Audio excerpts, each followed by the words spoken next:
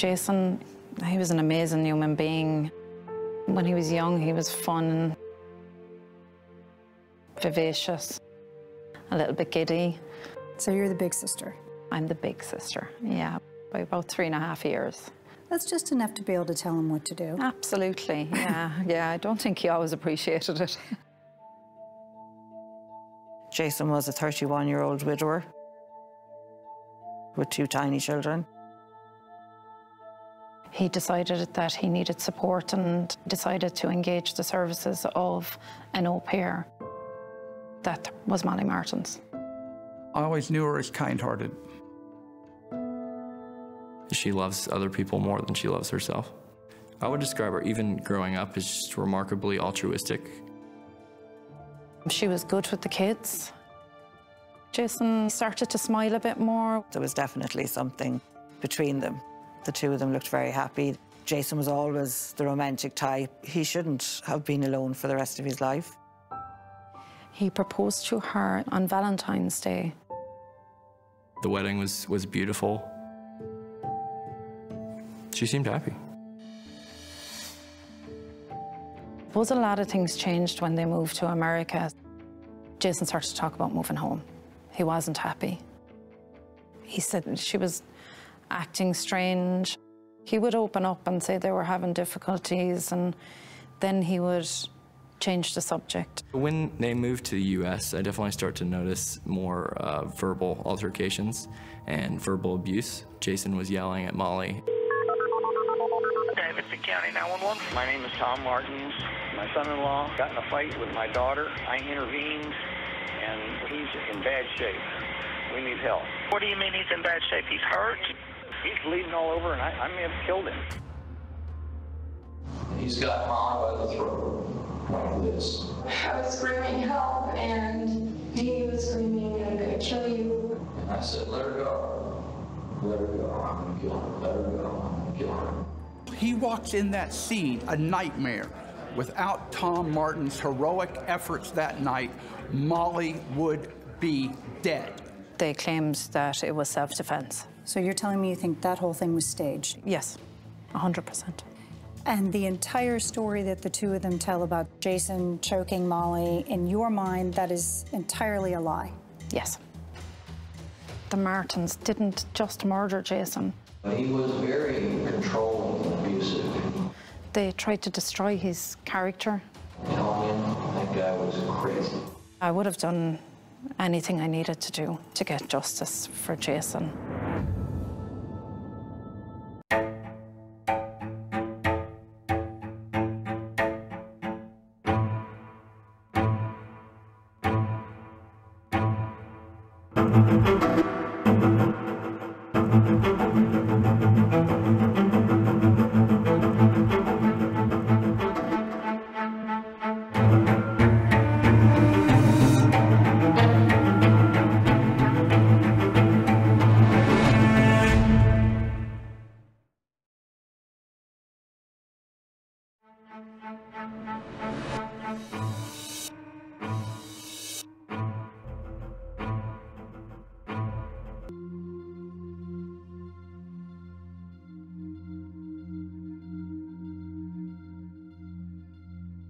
He's covered in blood. All right, listen carefully. I'll tell you how to do chest compressions. I'll set a pace for you. 1, 2, 3, 4. The call came in the early morning hours of August 2nd, 2015. I'm certified. I just can't think. Okay, you have to stay calm. Let your training take over. We need to try and do this to help him, okay? Oh, okay. All right. 1, 2, 3. Police arrived at this Winston-Salem, North Carolina home to find Jason Corbett beaten to death and his blood on his wife, Molly.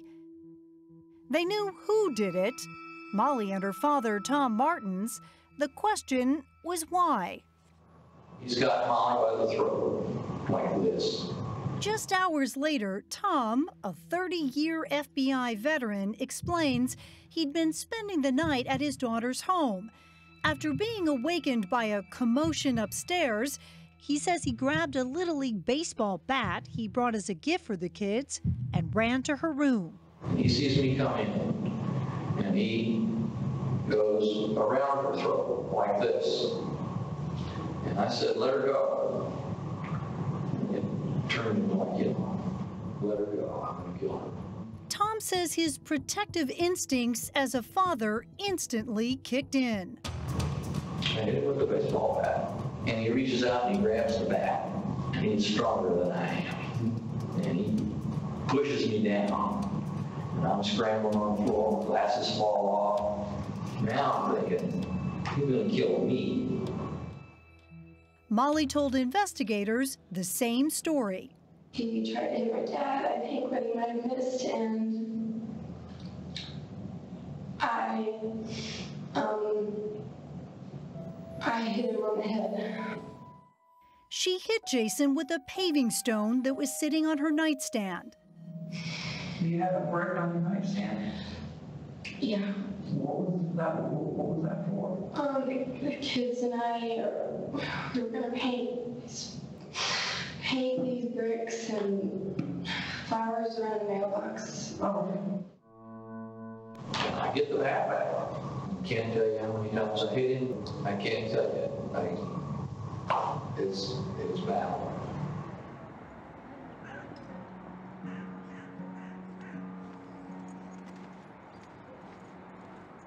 In Ireland, Jason's sister, Tracy Lynch, still cannot comprehend that he died this way. I just couldn't process it. It was that he was my best friend, and we were just two of the closest people in the world to each other, outside of my husband and children. Tracy and Jason were part of a big Irish family in Limerick. She remembers her brother as a kind and caring soul. We would just spend summers in Spanish Point in County Clare, hang out, fish, just kind of normal, traditional Irish upbringing, really. We looked like each other, but we were different in so many ways. Jason was Wayne Corbett's twin. Would he have been the quiet one or in the middle of it? No, Jason wouldn't have been quiet. No, you would hear him before you see him.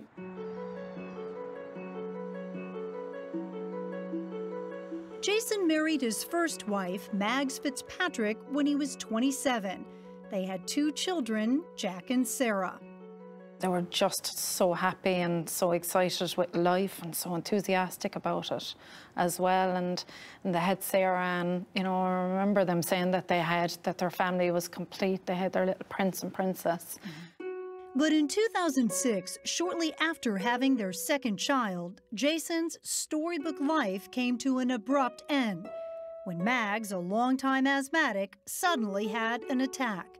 Mags woke Jason to say that she was feeling wheezy, and he set her up. She started to take her nebulizer, and she started to get progressively worse. We found out later, they called him in and told him that she had died in the ambulance on the way to the hospital. And how old was he? He was 30. So 30 years old? Yeah. With a 2-year-old son? Yeah, 12-week-old daughter. With 2 very small children still at home, Jason Corbett had no choice but to pick up the pieces and move on after Mags died. A year and a half later, 25-year-old Molly Martens answered an ad for an au pair. She arrived in Limerick in March 2008. I met Molly the day she arrived in the airport in Shannon. Jason's longtime friend, Lynn Shanahan. And what was your impression of her when you met her? My first thoughts and the first sentence to my own husband were, this is not what Jason needs right now. Why? The minute I saw her with the big bouncing curls, she was in her 20s. She had a big bright coloured coat, fur collar, cowboy boots, was dressed and makeup done like a pageant queen, as we would have said. She just seemed not the nannying type. But Molly's uncle, Mike Ernest, says she was great with kids. She grew up babysitting, always loved children. Molly Martens had grown up in Knoxville, Tennessee. She dropped out of Clemson University and was looking to begin a new chapter in her life. I think, she maybe was looking for something different, and that this might get her involved too in something that I think she was passionate about, which is children. In Limerick, Molly instantly connected with Jason's children, 3-year-old Jack and 1-year-old Sarah. He liked her. She seemed gentle with the kids. We started to see, you know, a little glimpse of the old Jason coming back, that he was just, you know, not so sad all the time. That's when Jason and Molly's relationship changed from professional to personal. We went on holiday together. The two of them looked very happy. The kids were happy. And they were soon making long-term plans. It was here at Freddy's Bistro in Limerick on Valentine's Day 2010, nearly 2 years after Molly Martens arrived to be an au pair, that Jason asked her to be his wife. Molly was over the moon and immediately began planning for a wedding back in the States. They came and said that they got engaged, and we opened a bottle of champagne and toasted to their future. Was he happy? He was happy, yeah, he was. He was in love, he loved Molly. But that happiness wouldn't last for long. Davidson County 911, what is the address of your emergency?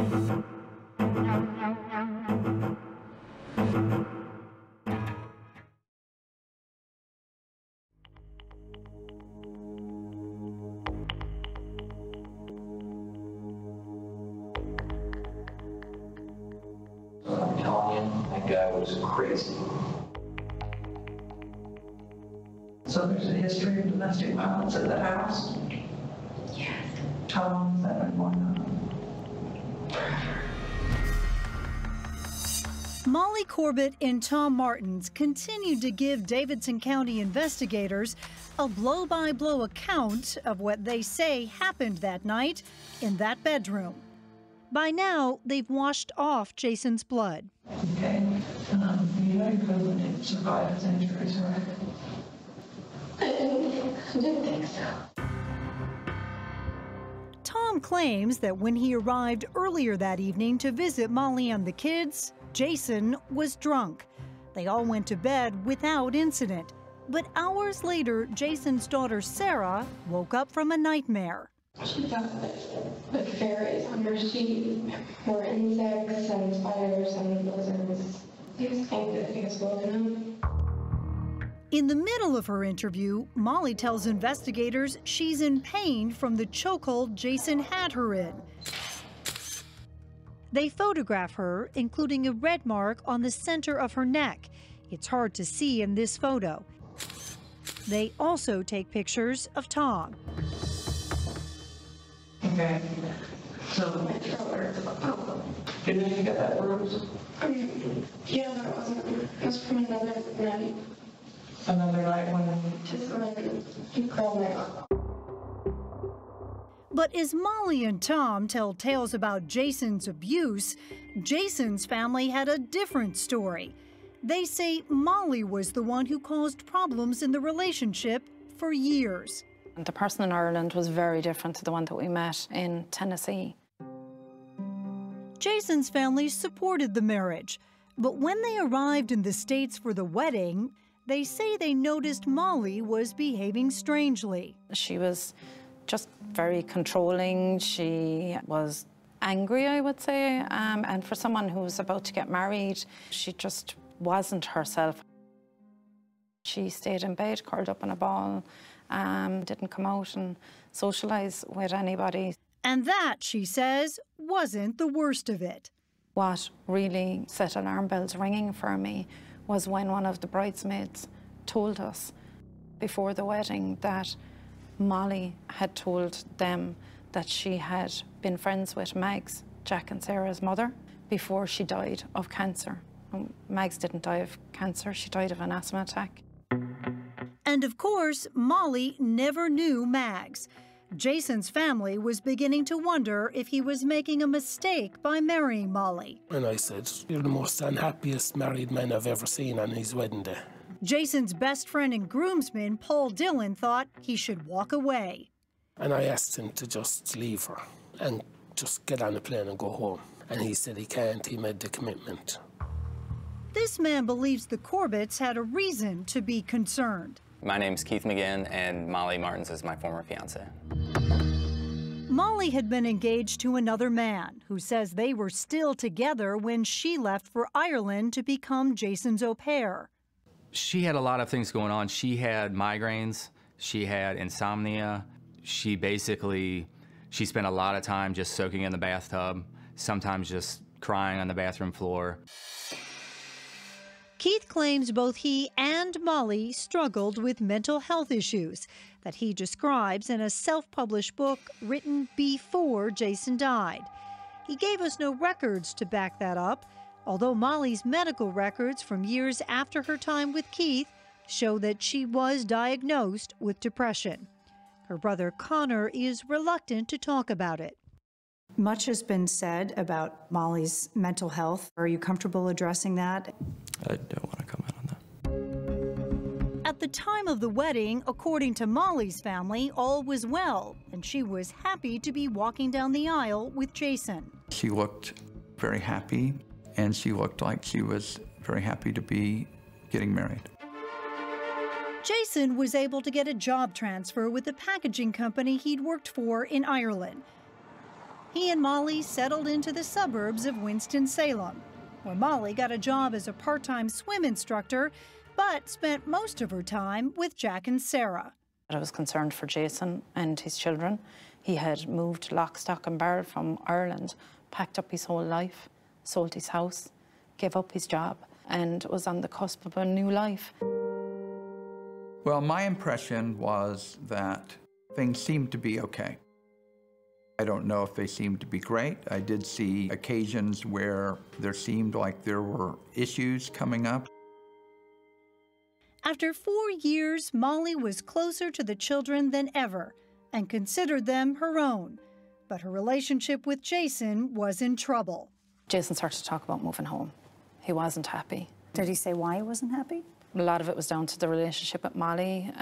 She was acting strange. There was things occurring that he wasn't comfortable with, and he missed Ireland, wanted to move back, but he knew and said that there would be huge difficulty in him coming back once Molly found out. And the kids at this point, they call her mom.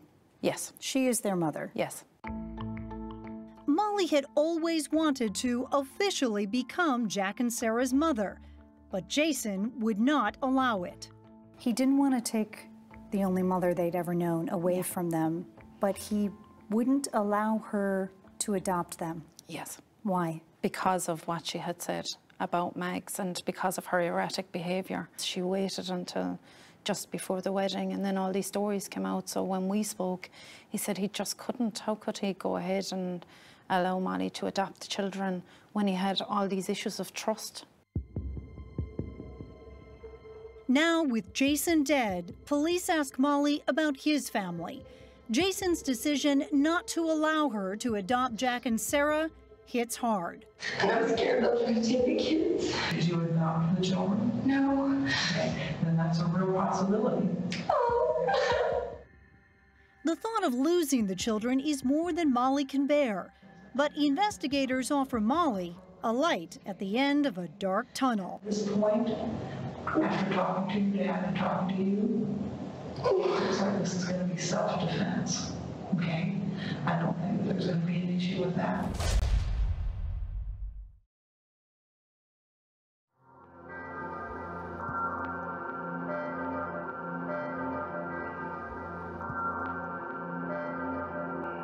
Tracy says when she got the horrible news of Jason's death, she knew it could not have been self-defense. Jason was a gentle person. As Molly and Tom claimed. I kept ringing Molly. She wouldn't return my calls. Her parents completely stonewalled us. I got 30 seconds on the phone with Jack to tell him that I loved him and I was coming over to be with him.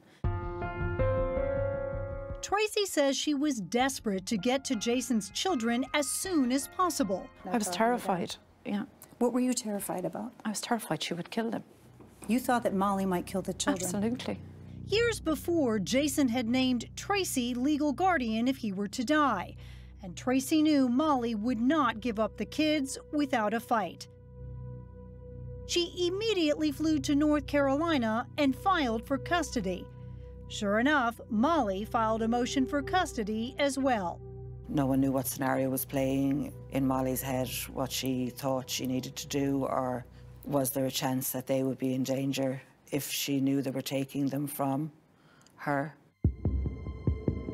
During the troubled marriage, Molly had asked an attorney what her rights to the children would be in the event of a divorce. She also secretly recorded arguments with Jason. Are you finished with your dinner, hon? I'm talking to you. No. Is this how you treat? This is what you just ignore me? I said I'd like to have dinner with my family. I'm talking to you. I shouldn't have to say it over and over. I shouldn't have to say, Molly. Can you guys get out the stuff for pancakes? No, you're. See, here you go again. I'm talking to you, and you're still going on talking about something else. This friend says Molly spoke with her about Jason. So prior to his death, you never talked to her about their relationship? No. Mm-mm. And after his death, has she talked to you much about Jason and that relationship? Yes. We agreed not to use her name or show her face. She says she's been threatened by Jason's supporters. There were, some signs that things weren't right. Like what? Controlling behavior, some of the bad language and calling her names, and then it just progressively got worse. Forced sex, stuff like that. Molly never reported any abuse to police. Molly has said that Jason was verbally abusive, had started becoming physically abusive. Do you think that any of that is possible? I don't believe any of that is true. 4 days after Jason died, both of his children were interviewed by a social worker. Tell me why you're here. My dad died, and people are, my aunt and uncle from my dad's side are trying to take me away from my mom. Jack and Sarah are asked about the night their father died. I don't know what my dad was up, because that's not a good thing. Tell me why that's not a good thing. Because he just gets really, really angry. Because why'd you pick me up? Jack even explains the odd presence of the paving stone in the bedroom. It was in my mom's room because it was raining earlier, and we were going to paint it. We didn't want it getting it all wet. When a social worker asks the kids about their parents' relationship, both seem to support Molly's claims of abuse. Did you physically hurt her? Once or twice. What did you do? Punching, hitting, pushing. Has anyone told you what to say when other people talk to you? I'm just saying, say the truth, Sarah. That's all she said. But Tracy says that is not the truth. You believe that Molly or someone in the Martens family coached the children? I'm certain of it. The children were removed from Molly's care and placed with Tracy, who was staying at a hotel in North Carolina, as the custody battle waged on. You understand? No matter what, I'm always. Tom and Molly were allowed a visit. It would prove to be one of their last. Lots of people. Lots of people. Lots of people praying for you. Yeah. I love you so much. I love you. 16 days after Jason was beaten to death, Tracy prevails. Jack and Sarah would be heading back to Ireland with her and away from Molly, the only mother these children have ever really known. She was very, very devastated. She could, barely function. I mean, she was absolutely distraught. In the months following their return to Ireland, Tracy says that Molly repeatedly tried to contact Jack and Sarah, posting numerous messages on social media, hoping that somebody here in Limerick would pass them on to the children. Did you feel that Molly had any rights to them at all? No, Molly had murdered their father. And that's what I firmly believed at that point. Tracy had a new battle on her hands: justice for Jason. After the autopsy, I recall the sheriff saying that it was blunt force trauma. She was told that Jason suffered at least a dozen blows to the head. I looked at my brother in the coffin and witnessed just the devastation that one human can inflict on another. those first interviews, Molly and Tom heard nothing more from authorities. Despite Molly being told that the attack on Jason looked like self-defense, I don't think there's going to be an issue with that. a murder investigation actually kicked into full gear. And in January 2016, 5 months after Jason died, father and daughter are shocked when they are charged with second-degree murder. I mean, of course they're devastated. Tom, the FBI veteran of 30 years, would now find out what it's like to sit at a criminal defense table. They were both aware of the possibility that they might not walk out of that courtroom. Correct.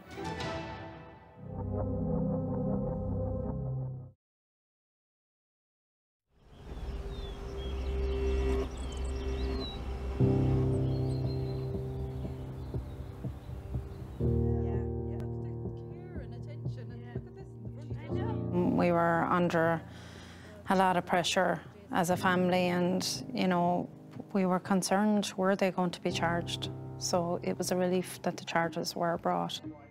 Tracy felt sure from the beginning that Molly and Tom did not kill her brother Jason in self-defense. In fact, she believes she knows the real motive. There isn't a shadow of a doubt in my mind that Jason was beaten to death because he was going to leave with the kids. Tracy says Jason's plans to move back to Ireland with Jack and Sarah, but without Molly, had finally come together. She and Lynn believe Molly found out that night.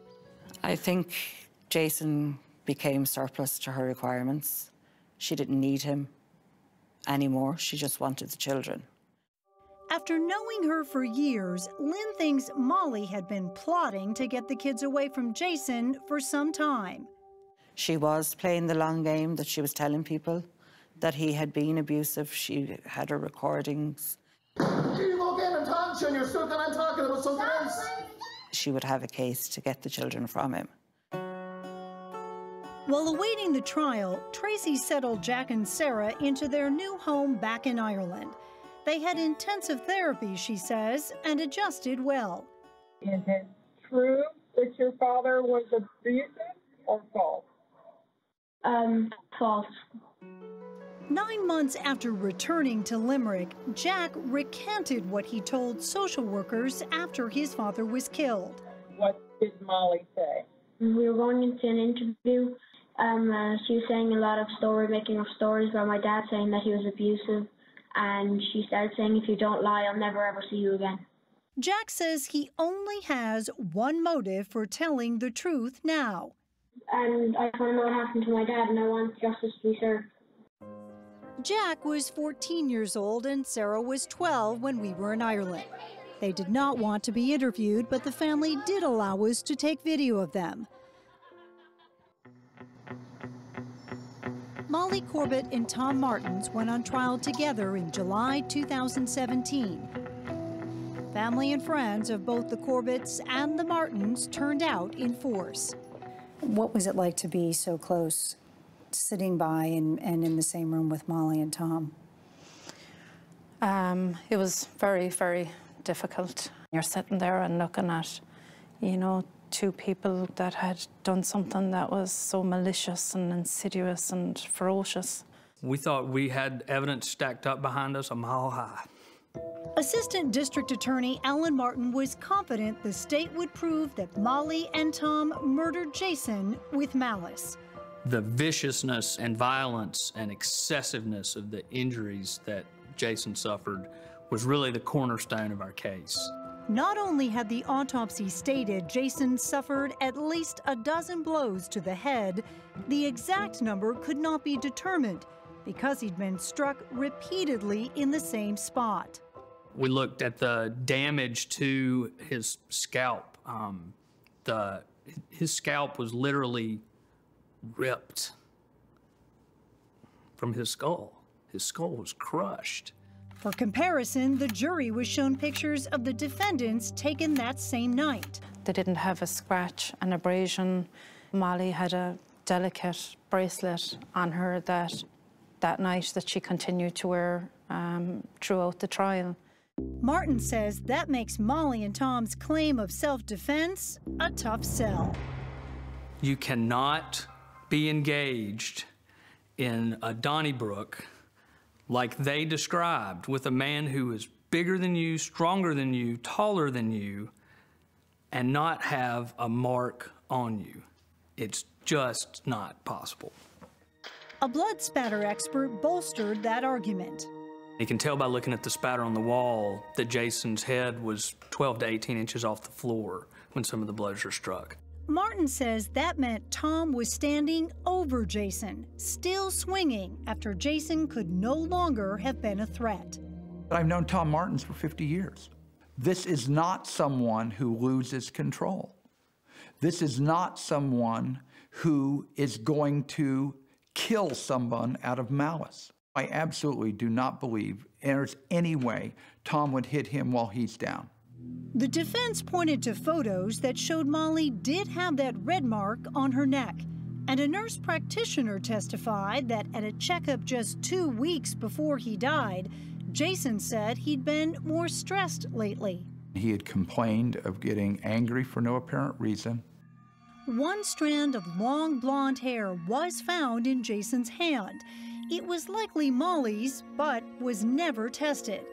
And the autopsy indicated there were defensive wounds to Jason's left arm, but not to his right, the one in which he supposedly held Molly. He said he was going to kill Molly. Still claiming he did what any father would do to protect his child, the defense's star witness, Tom Martens, takes the stand. No cameras were allowed, but there is audio. I certainly felt he would kill me. I felt both of our lives were in danger. I did the best I could.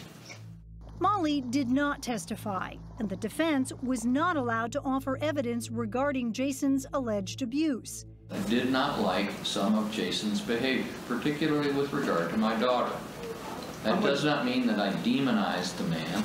Tom testifies he went only as far as he had to. Once I got control of the bat, I hit him until I considered the threat to be over. And when I considered the threat to be over, I quit hitting him. Did Jason make the threat to be over when he went down?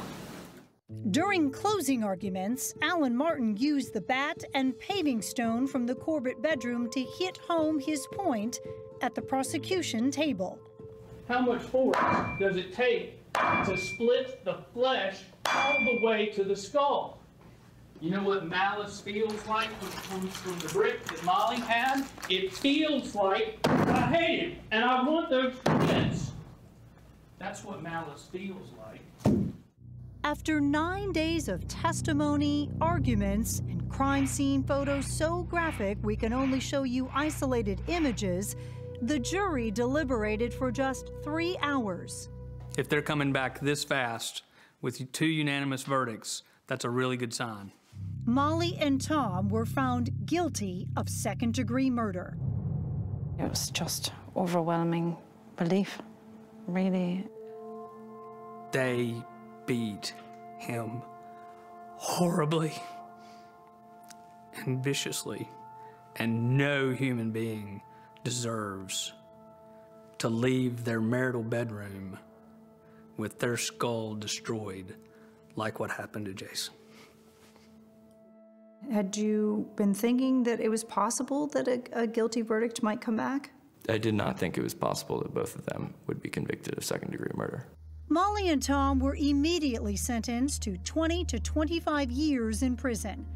That's when Molly turned around in court and said something to her mother. I'm so sorry. I should have just let him kill me. But as it turns out, this case may be far from over. Mistakes were made at trial.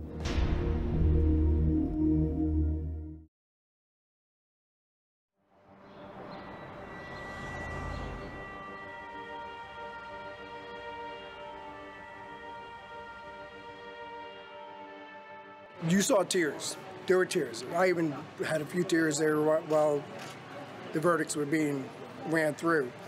After the verdicts, as Tom Martens and Molly Corbett were let off to prison, the jury foreman described his struggle. It wasn't an easy decision. Somebody's life changes. And then he blurted out something that could potentially put those freshly minted verdicts in jeopardy. We didn't discuss the verdict, but in having private conversations, we could read that everybody was going in the same direction. Did the foreman just admit the jury discussed the case prior to deliberations? If so, that would be a direct violation of the judge's daily instructions to wait. It's been pounced upon to say, aha, these people got together and started deliberating before they were supposed to. Prosecutor Alan Martin disagrees. What I hear is we're a group of people who were sitting together, seeing all these events transpire in the courtroom together. Without talking about it, we can read each other's body language while we're in the courtroom. But within days, the defense filed a motion to have the verdict thrown out based on jury misconduct. The trial judge denied that motion. But 1 year later, the defense went to the appellate court, this time arguing there were numerous errors at trial. There's part of me that maybe has some thankfulness that so many errors were made at trial that leaves room for a proper appellate decision in favor of Tom and Molly. For one thing, there were bloodstains on the hem of Tom's boxer shorts that the state said indicated he'd been standing over Jason as he swung the bat. Those stains were assumed to be Jason's blood, but they were never tested. It's not practical, reasonable, or feasible to test every single blood spot in every location. Then there's the matter of the statements from Jack and Sarah. Tell me why you're here. My dad died. Molly's brother Connor is upset that the trial judge did not allow them in. The kids' statements say that Jason was an abuser. What did you mean? Punching, hitting, pushing. And those interviews were conducted in professional environments on multiple occasions where Molly was not present. And to the allegation from the Jason side of the family that they were coached by Molly? The interviews were conducted by professionals. That's their job. Like, why would the prosecution try so hard to prevent that from coming from trial? It's only evidence for the jury. Let them make that decision. Jack's statement recanting what he'd said after he'd returned to Ireland was also never heard by the jury. Is it true that your father was abusive or false? False. The Martens family has maintained all along it is that statement that was coached. She was saying a lot of making up stories about my dad, saying that he was abusive. Do you think that the recanting should be allowed in too? I don't think so under the conditions, but if they can't, then the jury can discern which is truthful. Oh yes, oh yes, oh yes, the Court of Appeals is now in session.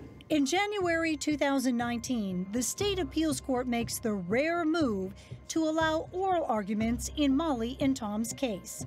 Once again, both families flocked to the courthouse, with Tracy flying in from Limerick.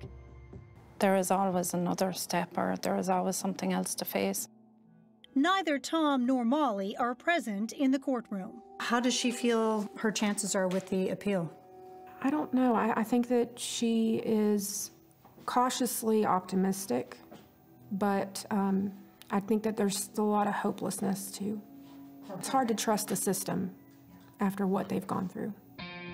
Each side has just a half hour to make its most important points. The defense goes first. There are a number of statements from the children, including Dad got mad for no reason. It was error to exclude them. But the prosecution pushes back. The fact that somebody makes a statement doesn't mean that it's trustworthy. The children didn't want to go back to Ireland. They had friends, they had schools, they were used to the USA, they rode horses, they lived in a nice house, they were comfortable. The defense... All we're asking for is a fair trial. ...makes an impassioned argument about jury misconduct. In having private conversations, we could read that everybody was going in the same direction. A juror is confessing on the courthouse steps, not even an hour after the verdict, that they engaged in private conversations. Are you concerned about this appeal? I'm not concerned about it. I think the case was really, really strong. Mike says it is strength of a different kind that keeps Tom going. Tom, I think, even as he sits in this atrocious miscarriage of justice, knows that he saved his daughter's life. And, you know, I think he can sleep at night, knowing that even if she is in prison, she's not dead. Back in Ireland, Tracy waits for the appeals court's decision. She's written a book about this case and Jason. I wrote the book to give him back his character. The Martens, Molly Martens in particular, tried to destroy his character. I smiled briefly to myself as I realised that Jason eventually found himself back in the only place on earth he ever wanted to be, in the arms of his beloved Mags. She finds comfort that her brother is buried in Limerick, next to his first wife and the mother of his children. Jack and Sarah picked out the picture to change on the headstone from Mags to both of them. I hope they're together somewhere. The memories just float to the surface and, you know, they'll always be part of our lives.